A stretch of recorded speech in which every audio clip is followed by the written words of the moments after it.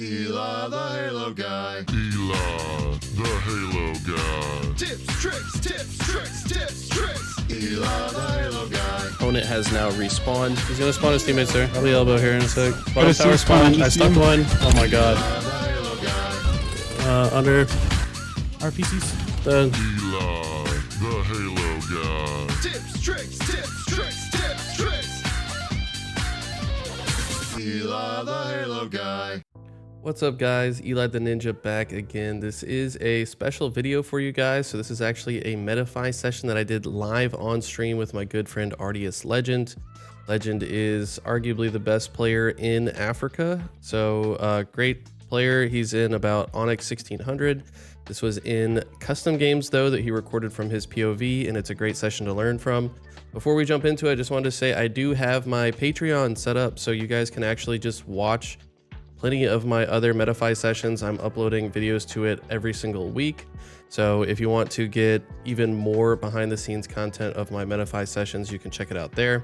And just another reminder, we are still running the 30% off discount on Metafy right now. So now is the best time to buy. I'm running the 30% off promo until December 31st. To do that, you just have to use the code Eli the Ninja Xmas 30 to get the deal. So without further ado, let's jump into the lesson. Hello? Hello? Oh, hey. Hello, sir. How are you doing? Not too bad, not too bad. Excellent, excellent. We've got two games here. We're gonna do Livefire Strongholds and Oddball Streets. So this is this from the same session that we watched before? Yes. Okay. This lobby is so stacked. Ardius Legend, Ardius Boss, Ivan, or Retina, I think is what he's going by now. Soothing Rope versus Solshi, Smoltz, Phil22, and Brad with 14 Ds. This is quite the lobby right here. Yeah. Everyone's just like licking. So we can talk about the wall cleaners, window cleaners. we can talk about the comms, which we're starting out talking about licking walls and cleaning windows with our tongue. So, okay. Hyper aggressive for sniper because we probably think we're the best in the lobby. That's fair. All right. One dead. Weak backseat. Oh, the rechow. Nice. Like the way we're playing this. One of us. Nice. Oh, wait. Did Yeah. Boss just melee? No. Soul jumped Oh, behind me, he was in this. then- Okay. Yeah. It looked like Boss melee. Okay, okay. But I either was way, expecting boss to pop it and then push in front of me. yeah.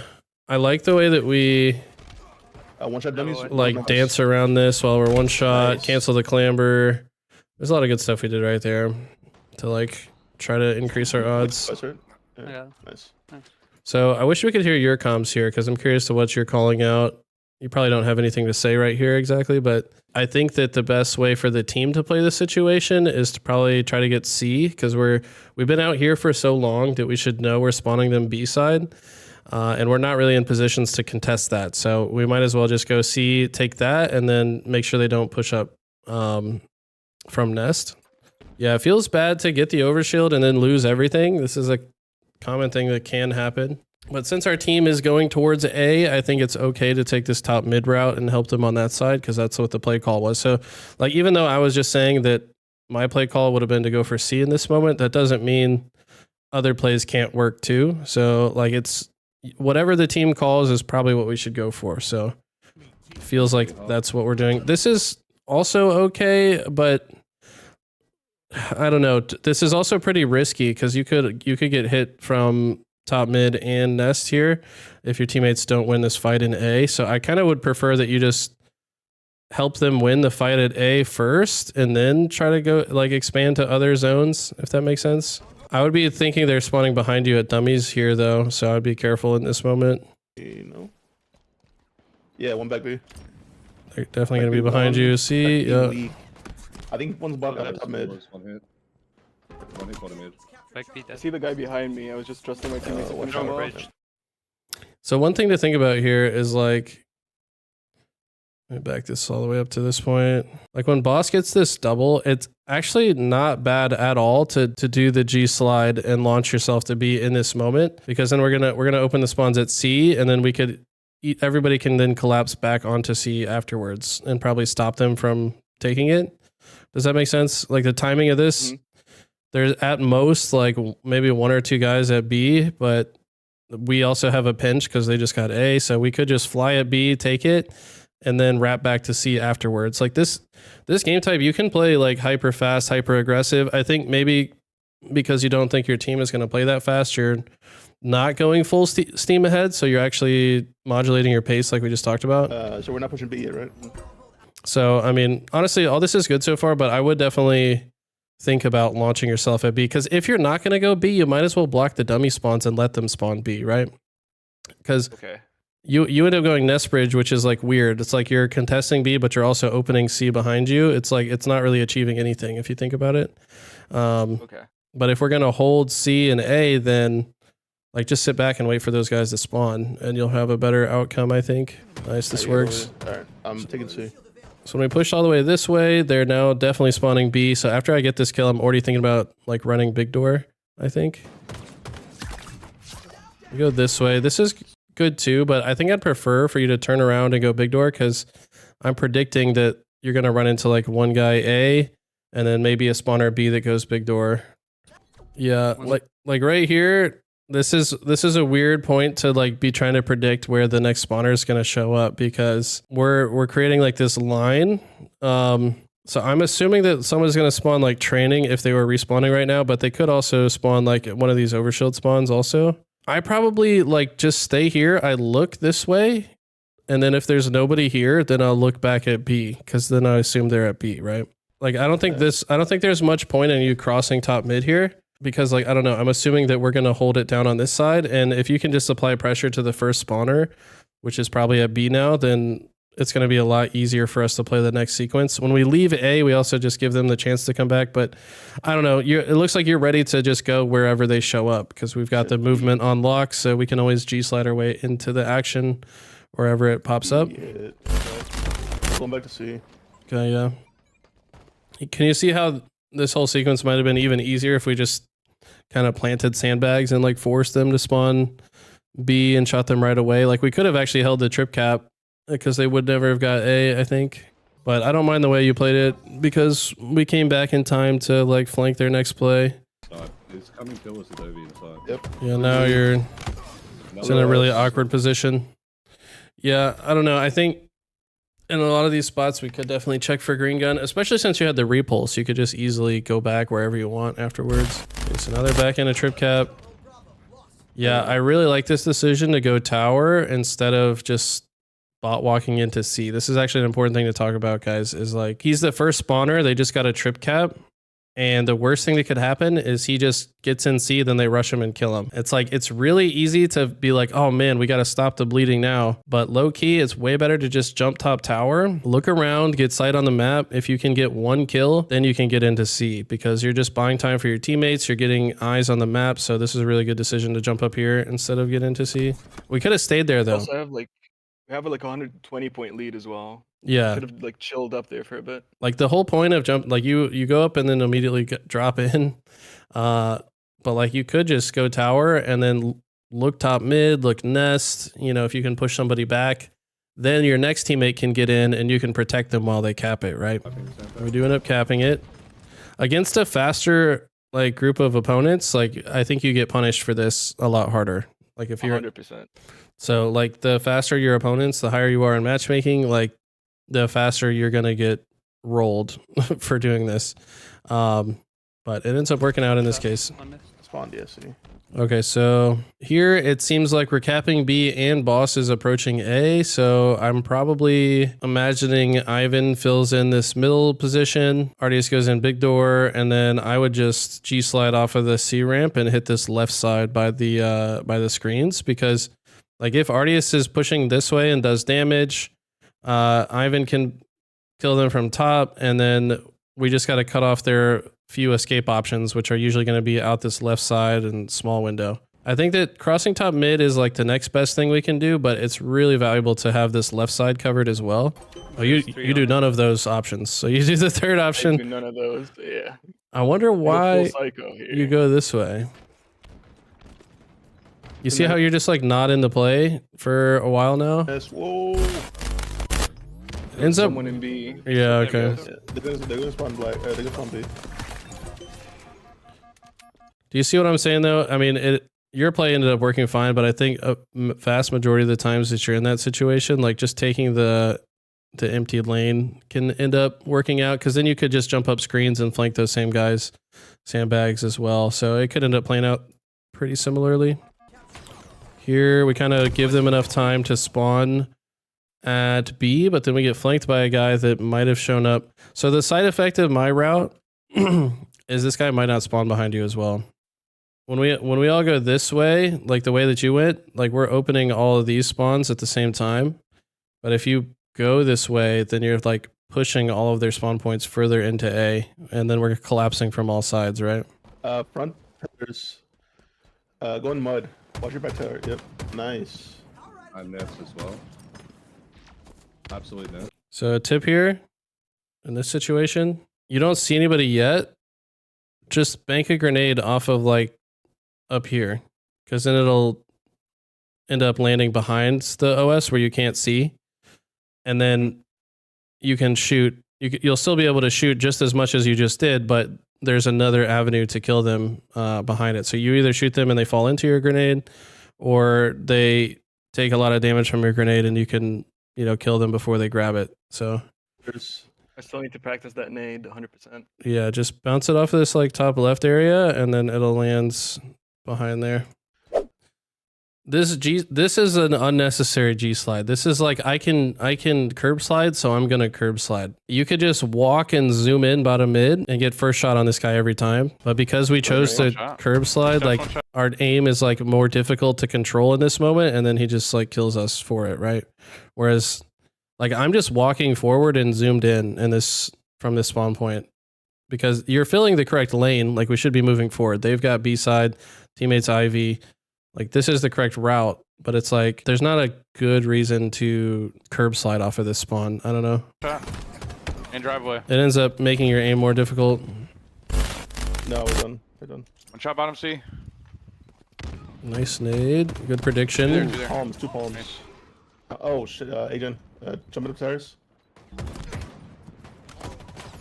was gonna say I probably would have waited for my shields. I know they just called out palms, and like we're right there. We're right here. After this kill, Two there. Palms.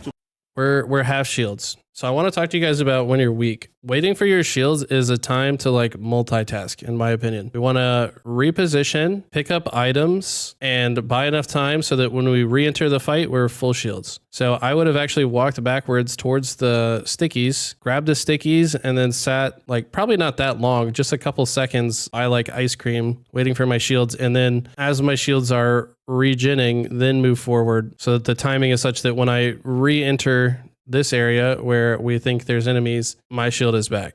And I'm so like adamant about the sticky grenades. I mean, you guys see me get sticks all the time. It's because I literally go out of my way to grab the sticky grenades because they're so powerful. And like even if you don't stick somebody, they do insane damage. Oh. So like when we're way back here, this would be a perfect time to just walk, grab the nades, and that's enough time that by the like you could just grab the nade. But when you route back to here, you're back to full shields, right? But instead we show up and we still have shields. And we get shot once and we never got any of our shield back, right? And this was also because you're trying to be too good of a teammate. Like you're hearing the call out and just immediately going. But it's like, you can respond to the call out 2 seconds later because you'll have shields by then, right? So like a lot of the time in oddball, like we really just got to secure a few kills or like even just 1 kill. And then we can collapse aggressively on the rest of the team to get the oddball back or force them to play the ball. Like low-key, you could be walking to the right here, and like if we had already reloaded, you could be dropping the ball and like shooting planters. Like, I think it's always important for the ball guy to use their eyes to gather intel as much as possible, and also just be ready to drop the ball and help win the fight. Like, yeah, we're gonna lose some seconds for it a lot of the time, but if we win the fight, we're gonna get another 15 seconds because we get all the time before they respawn, right? And then we play the ball, and then we jump up here. And the timing is just bad, I guess, because this guy shows up, 2 of our teammates die, so we're just going to get shredded.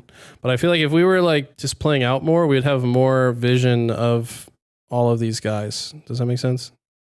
Mm-hmm. And we might be able to predict this or play this situation a little bit better if we just had more info. So if you bank a nade like up here or off of this like whatever this is called, like a hologram thing. If you just throw a high grenade, it'll land like next to the shoddy where people like to camp right here. So I like to throw a high nade that banks off of that, and then G slide forward. And sometimes I'll just get a nade shot kill on the guy. Is that what that was? We throw that nade, but that nade's not going to be very effective very often, to be honest. It'd be much more effective to throw it high because they can't see it and dodge it, right? Like if it drops down on their head from the sky, they're like, what the fuck just happened to me? But that one they can see and like sidestep out of the way. You do grab this. Okay, nice. We are still going this way. Perfect. Yeah, no, this is really good. We grabbed an item that's going to help us win the fight as well, so it's even better. Laundry. Fire's dead. Nice. That was him. Bad news is he's got a shotgun, and we didn't throw the nerdy nade, so he's not weak. But we did some damage to him and alleviated pressure on the other side, so in theory, our teammates should have a better time. Hollow's weak. Yeah, like arguably, even though you died and didn't get a kill, like their push would have been way harder if you didn't do that, right? Because that you wasted the shoddy guy's time, and he's just like twiddling his thumbs over on P side or on purple while they push through on this side. I need someone watching my C. Bottom mid. Driveway. C stairs, I mean. Good job wrapping back this way. Driveway. Bottom mid. Yeah, I don't know. We could have Behind the watched. wall. We could have watched the angles a little better leading up to this, though. Like, yeah, dying behind the wall is kind of BS for sure. This whole sequence, like, I don't know. I think we could have been more effective with the angles we chose. It's Yeah, it's kind of wasteful. It's so important when you have the stalker to choose the right angles. Like right here, grab it. This is another multitasking thing. While I'm waiting for my shields, I'm also repositioning. I would go back C so I could zoom in and see all of bottom mid in case there's any one shots around my teammates. And then after that, tires. I would, if it's clear, I hear the one shot tires, I would probably start walking up driveway and just like kill people on B side. We could be more directly applying pressure to where it's coming from. We know it's coming from B side here. It's absolute tires. There's nowhere else it could come from, right? But like, you're the furthest back in the setup, so you should be the one that's swinging and being more directly responding to that pressure. Based on your position within the team, you have a different job. If you're the furthest on one side, it's important that you are the one that cuts off the pressure from that side. Like your job is to watch this way, not the middle, because they're already watching middle, right? And him on the furthest left, he needs to probably flank around the outside and get behind them. So like, I don't like that we go this way because there's now this blind spot behind us through driveway that they could walk up behind us. Yeah, and then we come back this way. C stairs, I mean. Yeah, and they end up coming in all the different sides at the same time because we didn't watch it efficiently enough. Driveway. Bottom mid. This is what I talk about when I go on tilt during my stream. Earlier I was on tilt because I was like, there's so many holes in our setup because I just getting flanked like on Argyle. Nobody's watching pistol door. Like we have to be conscious of all the different angles we could be pushed from. We can't just like blindly run towards one side or only look at one side because then there's just going to be people leaking into the setup. And these are the things that tilt me because I'm like, what are we looking at? What are we watching? If you hear me say that, it's because like somebody got through that should not have got through. This makes the game 10 times easier if we're always aware of like all the possible angles we could be approached from. Okay, so when you spawn here, I consider Ivy a power position because you have such good vision of all three lanes. Like you can see if someone's pushing B side, you can see if somebody goes mid, you can see if somebody's purple. Our teammates are all kind of holed up like in the setup, so I think it's your job in this moment to like just get vision on the map so we can assess the situation. But we're focused on this side because maybe there was a call out. I don't know. We can do this later, but like it's more important that we see what's going on the rest of the map because we were given that spawn, in my opinion. I don't know where he went. Because like while we're worried about this guy behind us, like there's other people that are also now behind us because we're not looking forward, right? Like our teammates can be playing the Scooby-Doo mystery game of trying to hunt down the last guy, and we can be worried about the rest of the team showing up over here. Because now we've been looking this way for so long, like I would not be surprised if you got backsmacked right here, or if you turn around, there's two guys shotgunning you. Okay, there's two guys on B rail. Yeah. Okay. We didn't look at the center of the map long enough. One shot driveway. Yeah, now they're just all here. Nice nade. And it's all because, I mean, it's a good play by the guy on the other team who stayed alive over here as long as they did, because it pulled everyone's attention away from the rest of the team. But like, these other guys shouldn't be crossing the map for free like they just did. We should be like responding to that simultaneously. We have to multitask a lot in this game. We have to be worried about the guy behind us, but also focused on what's going on in the mid map at the same time. And I think you were just you were the one in the best position to be focusing mid map there, and you didn't. So they all got here.